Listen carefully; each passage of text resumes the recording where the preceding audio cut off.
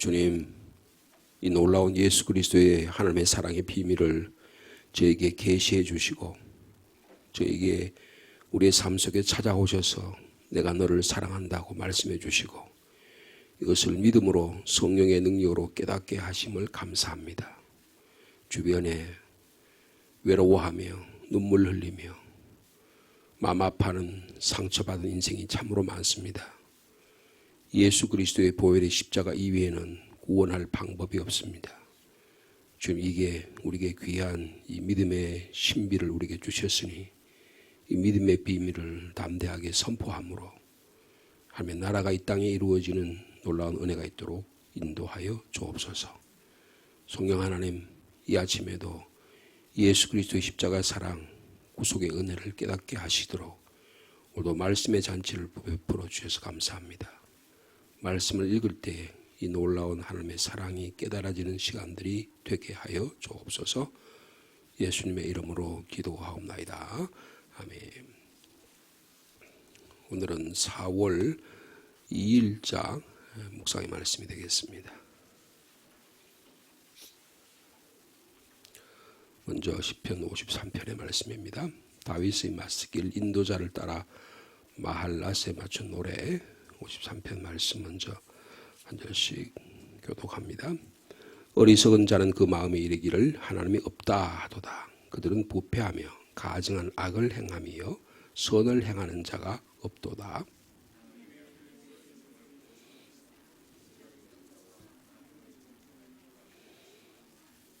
각기 물러가 함께 더러운 자가 되고 선을 행하는 자가 없으니 한 사람도 없도다.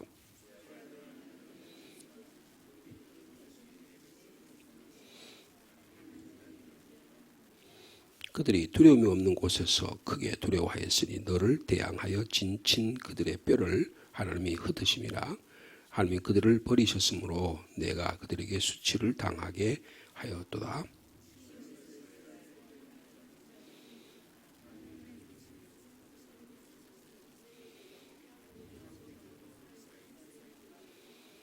아멘. 이어서 구약 열왕기하 4장 1절에서 7절까지 말씀이 되겠습니다. 구약 성경 565면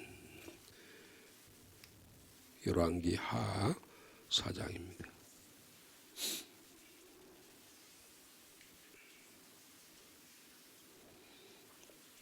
서장 1절에서 7절까지 말씀 한 절씩 교독합니다. 선지자의 제자들의 아내 중에 한 여인이 엘리사에게 부르짖어 이르되 당신의 종 나의 남편이 이미 죽었는데 당신의 종이 여호와를 경외하는 줄을 당신이 아시는 바니이다. 이제 빚준 사람이 와서 나의 두 아이를 데려다 그의 종을 삼고자 하나이다 하니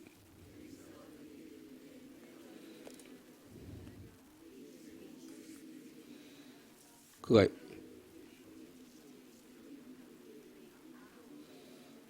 이르되 너는 밖에 나가서 모든 이웃에게 그릇을 빌리라. 빈 그릇을 빌리되 조금 빌리지 말고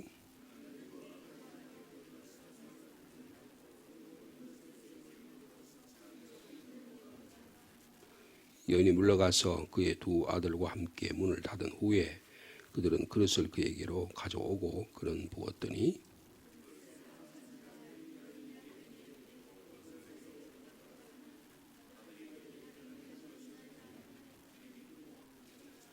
함께요. 그 여인이 하나님의 사람에게 나아가서 말하니 그가 이르되 너는 가서 기름을 팔아 빚을 갚고 남은 것으로 너와 내 두 아들이 생활하라 하였더라. 아멘. 마지막으로 누가복음의 말씀입니다. 누가복음 9장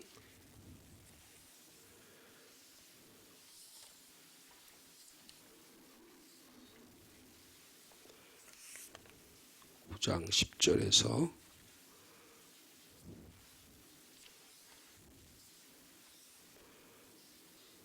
17절까지 말씀드리겠습니다.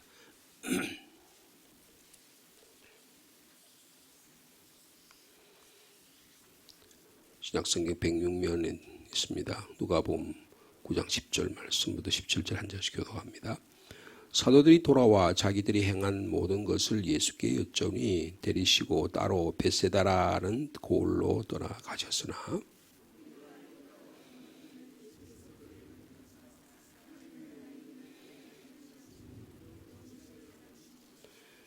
날이 저물어 가매 12사도가 나와 여짜오되 무리를 보내어 두루 마을과 촌으로 가서 유하며 먹을 것을 얻게 하소서. 우리가 있는 여기는 빈들이니이다.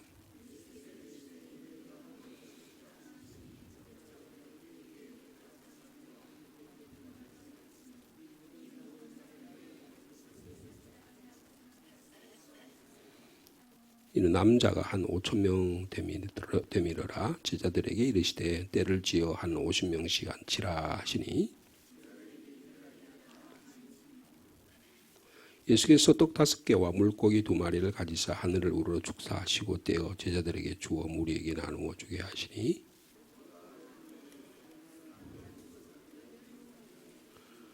아멘. 이 지금 시편 53편과 열왕기 하 4장 그리고 누가복음 9장의 말씀은 하나님의 나라가 어떤 나라인가 이런 것을 우리에게 보여주는 거라 이렇게 표현할 수 있을 것 같습니다. 하나님의 나라가 어떤 나라인가. 지금 예수님께서 9장에 누가복음 9장에 보면 예수님께서 12제자를 파송을 하세요. 9장 1절에서부터 보면 그래서 제자들이 나가서 각 마을에 가서 병을 고치고 예수님이 하신 능력을 그대로 행하는 내용이 9장 6절에 등장을 합니다.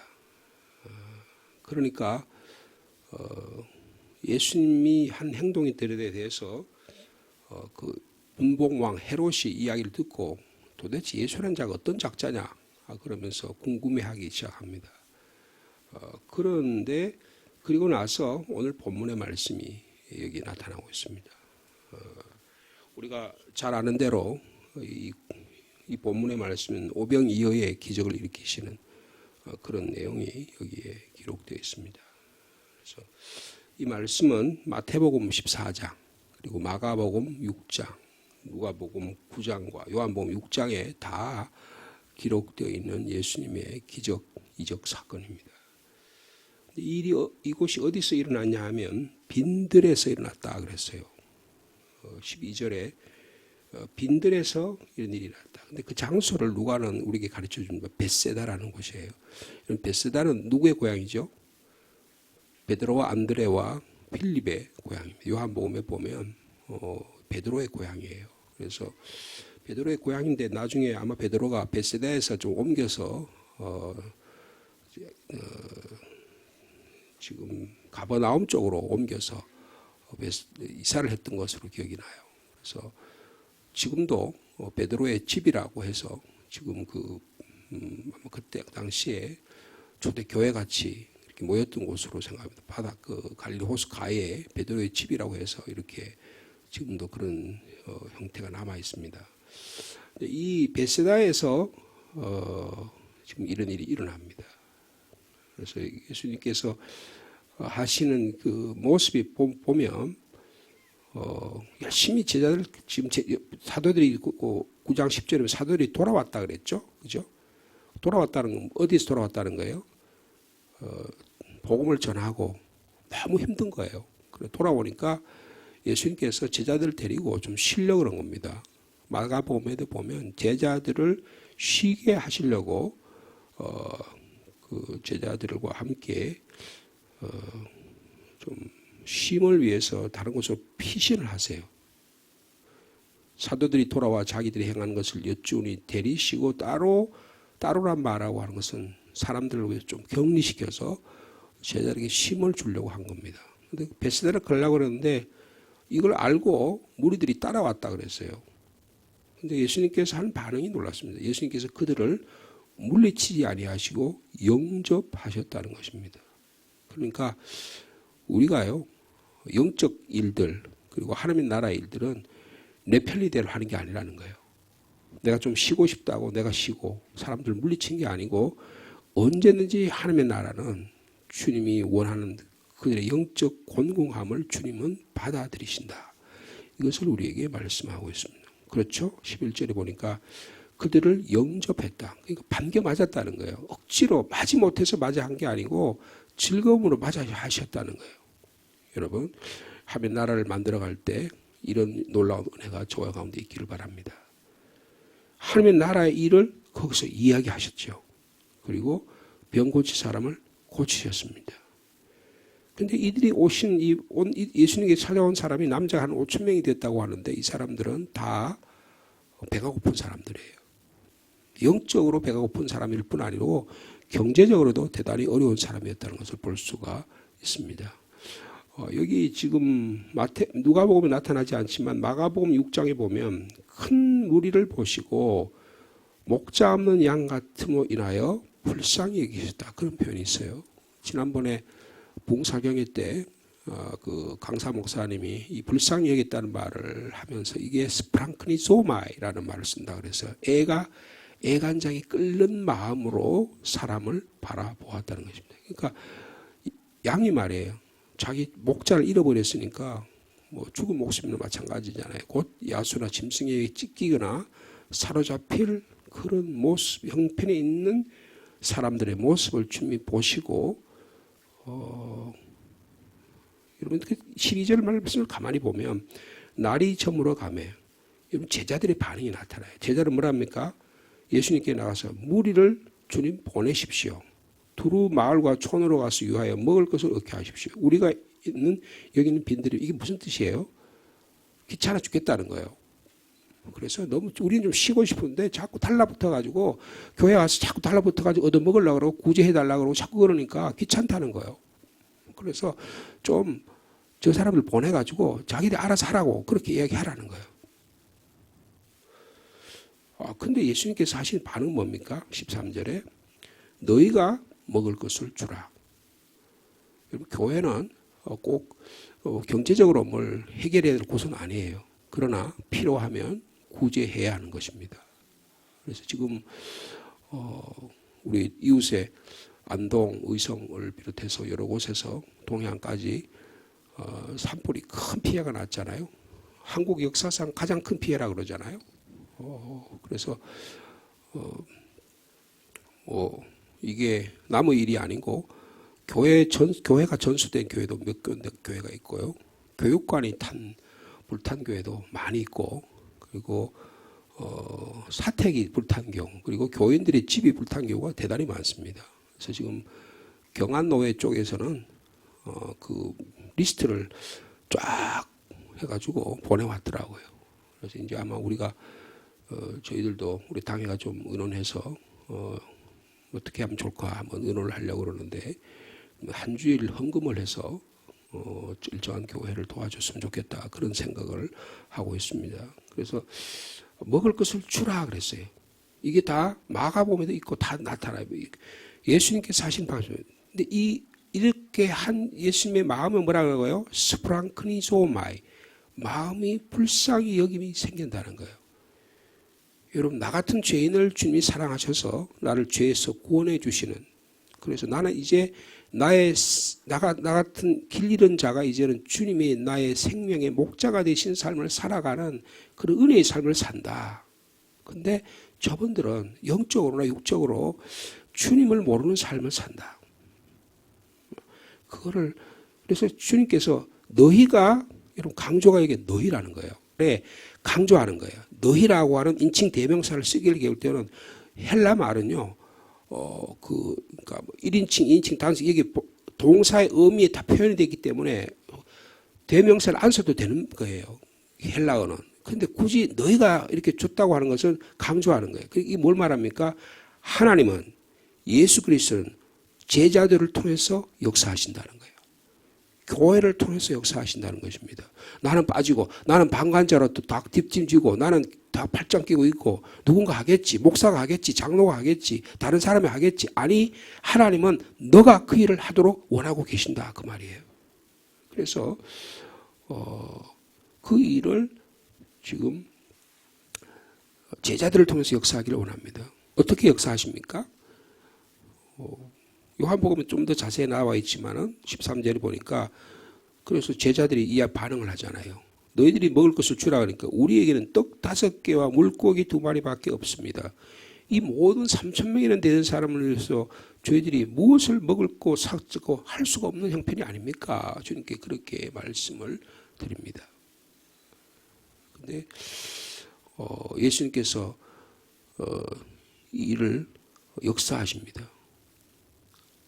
역사하셔요. 그러니까 예수님이 하신 이 역할을 통해서 우리가 깨달은 건 뭐예요? 주님은 영적인 음식만 주는 게 아니고 육적인 음식도 제공하기를 원하신다는 거예요.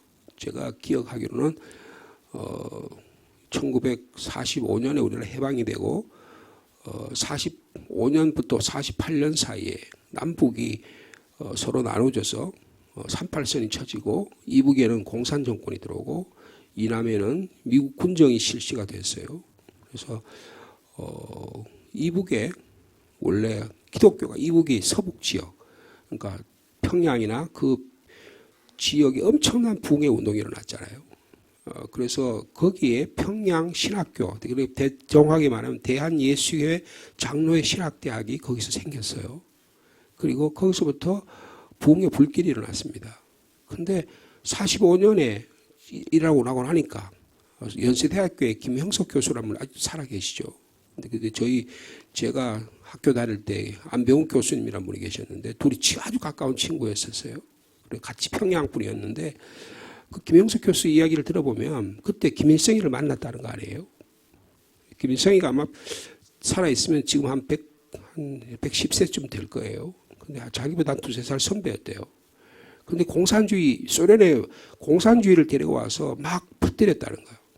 그래서 여기 있다가는 큰일 나겠구나 싶어서 그때 여러분 신의주의 한경지 목사님이라는 분이 신의주 제2교회의 담임 목사로 있었습니다.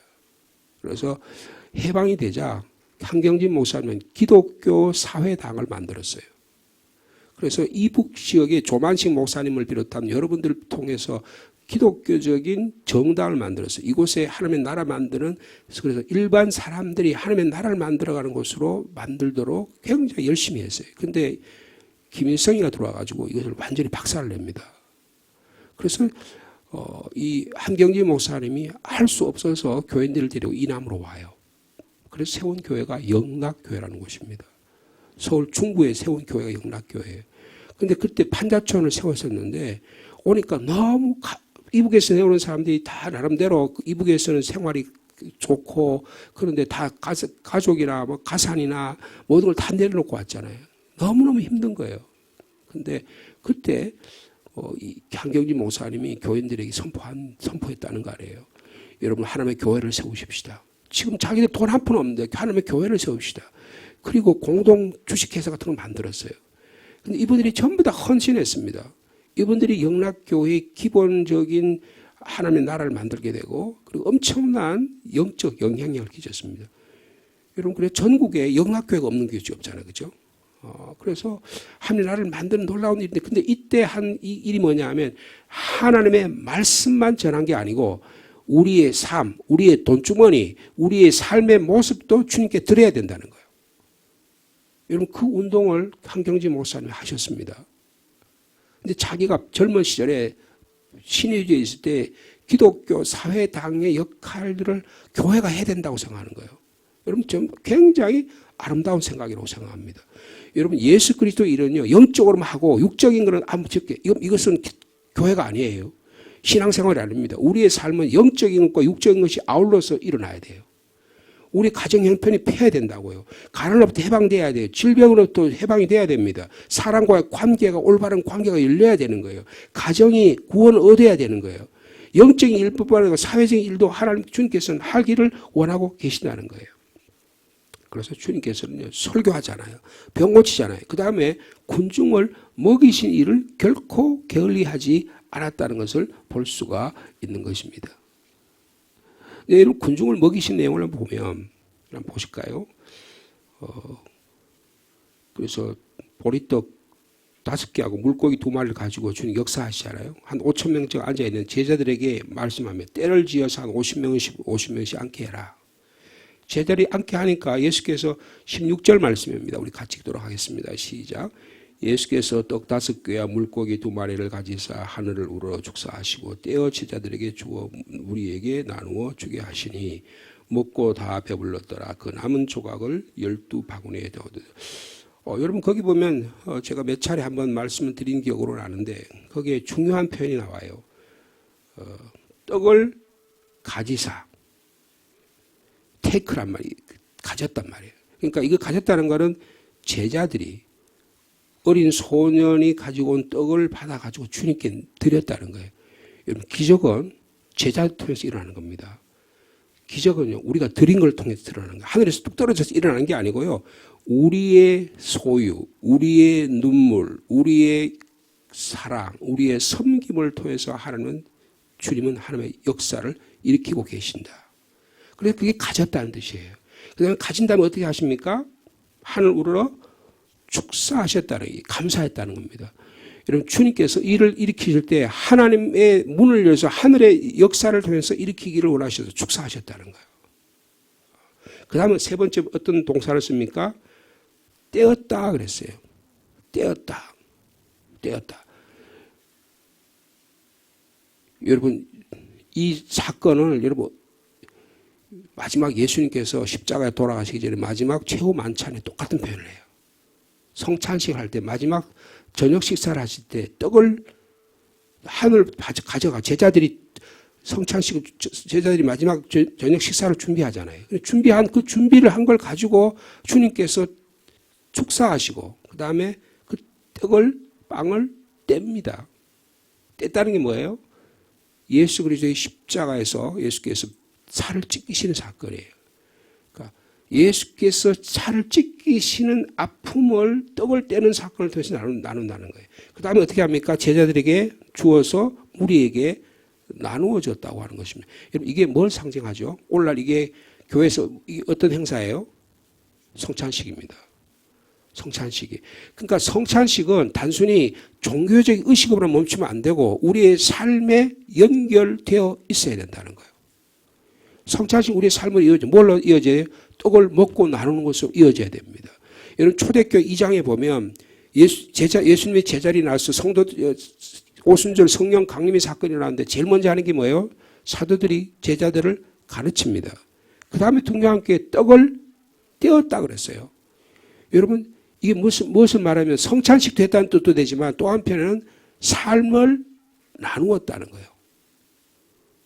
여러분 주변을 한번 되돌아보시기 바랍니다. 내가 하나님 말씀을 나눌 자가 누군가를 바라봐야 돼요. 그게 나의 남편일 수 있고 나의 자녀일 수 있고 아니면 나의 친구일 수 있고 나의 주변일 수 있습니다. 여러분 떡은 나누어야 되는 겁니다. 나눌 때 놀라운 기적이 일어나는 거예요. 그래서 이 성찬식의 사건과 우리의 삶에서 삶을 나누는 사건이 분리되면 된다 안 된다? 안 된다는 거예요. 같이 일어나야 된다는 거예요. 이런 구역이라는 게 뭡니까? 떡을 떼는 사건이잖아요. 사랑을 나누는 것입니다. 근데 딱 문 닫아 걸고 깍쟁이처럼 말이에요. 자기는 딱 하고 뭐 교회 생활 잘한다 해서 자기는 딱 하고 이렇게 딱 하는 사람 있잖아요. 그 사람 깍쟁이에요. 영적으로 굉장히 아주 성숙하지 못한 분입니다. 좀 허술해야 돼요. 그래서 막 나누어야 된다고요.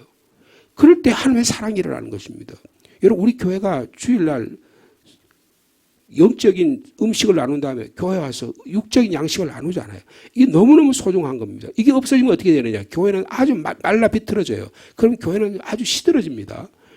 우리에게 식사가 없는 공동체는요. 죽은 교회예요.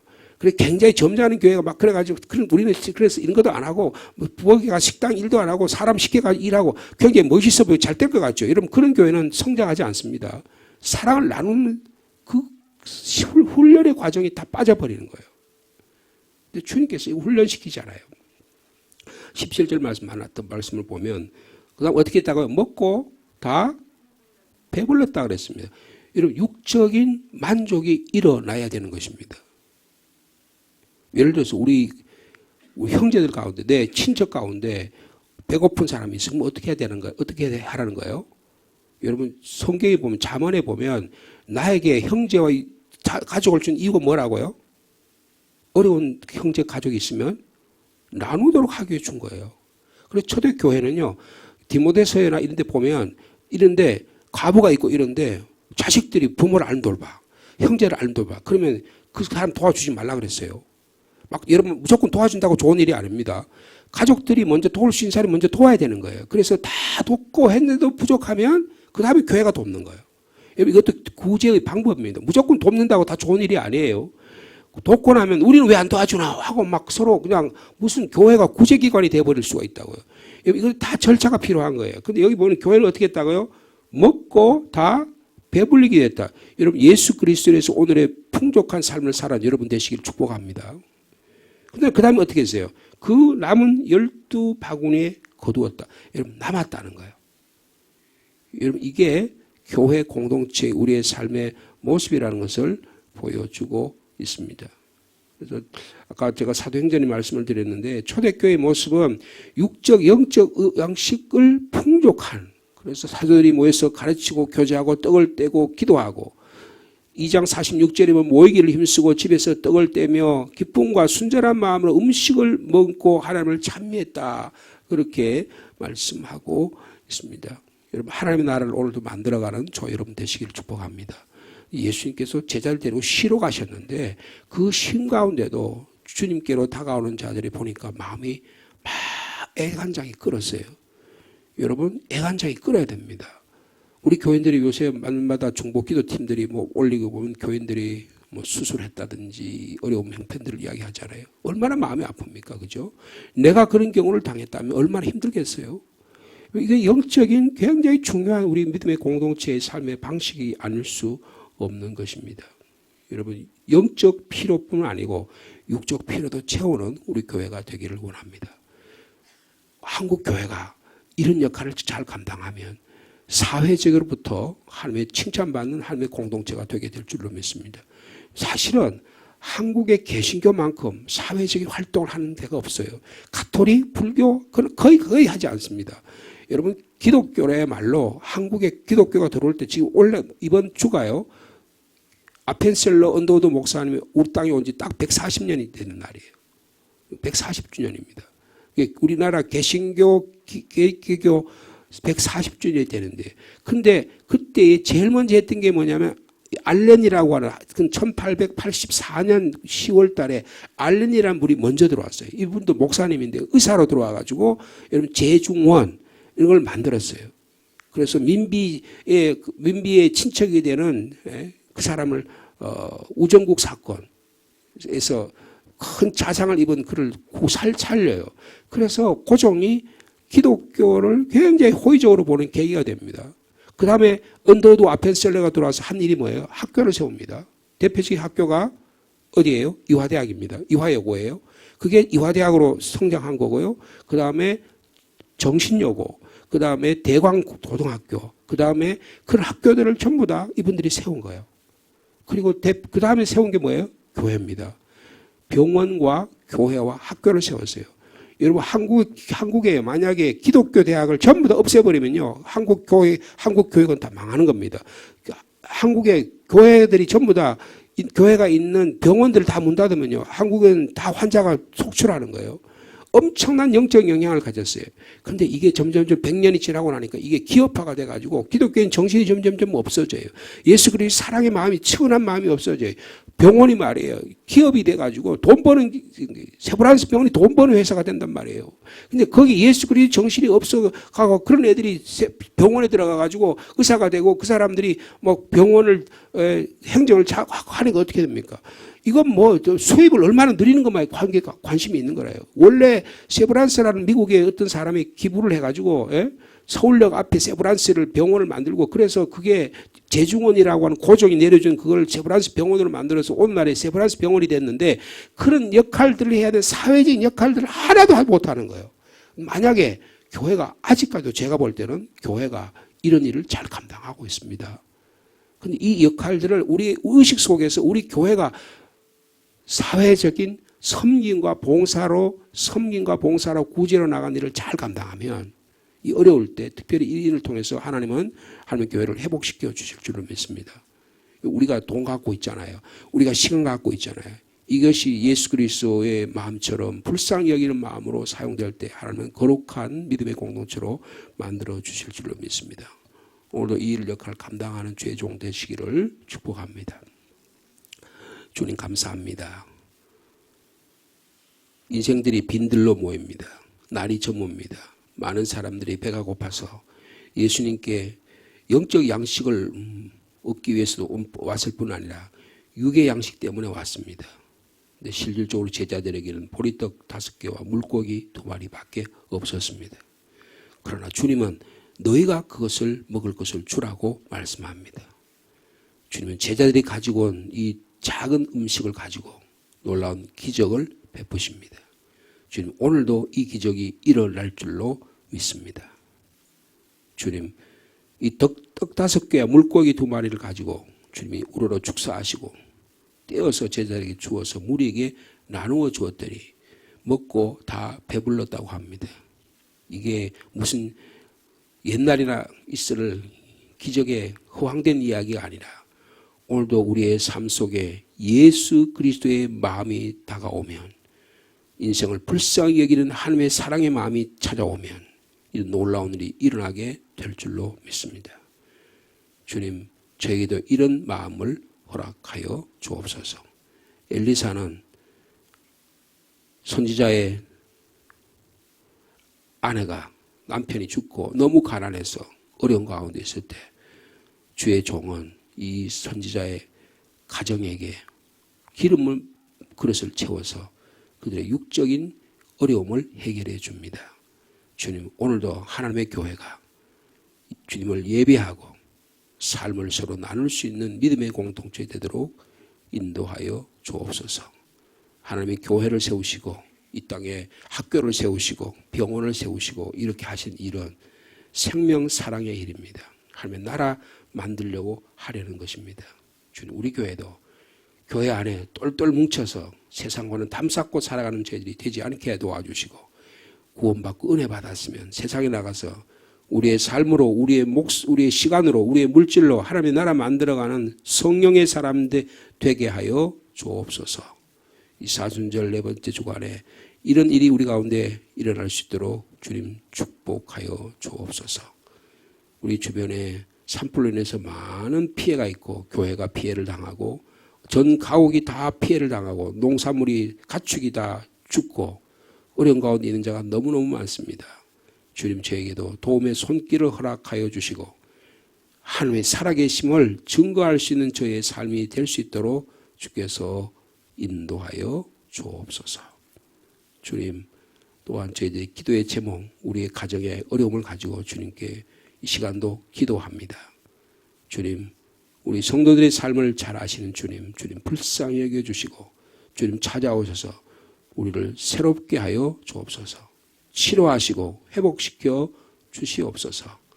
오늘도 수요 기도로에 모여서 말씀을 나누고 찬양하며 기도하고 주님의 뜻을 이루려고 합니다. 주님 저희 가운데 찾아오셔서 역사하여 주옵소서.